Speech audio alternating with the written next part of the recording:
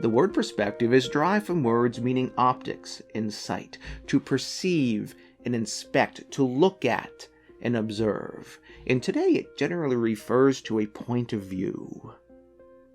Choosing to define the world solely by a limited perspective is an invitation for frustration, because a closed mind and willfully blind eyes are stumbling blocks to our journey through life.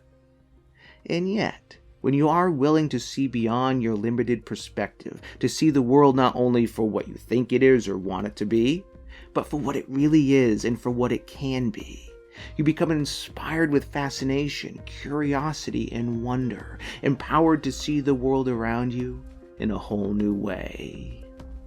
The question becomes, how are you challenging your assumptions to expand your perspective of the world and see your life in a whole new way?